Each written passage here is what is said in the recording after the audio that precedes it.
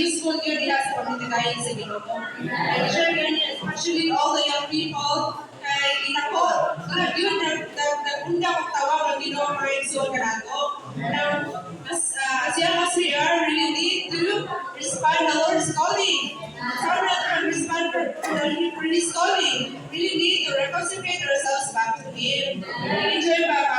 Ang mga young people daw ay magamit na siya sa Ginoo because they are fresh, living, young, di pa siya preoccupied. When I thank the Lord, as young as we are, really need to treasure our teenage years. Because this year is a time to be used for the Lord. In order to be used for the Lord, we need to consecrate ourselves to Him, commit ourselves to Him, attend all the young people's, their conferences and meetings. In that way, naging ko nagyanin, hindi no mga igsuan na buto work siya sa katago sa Kanado, mutubo until hindi mo kita magamit nila sa iyong pamatigayan.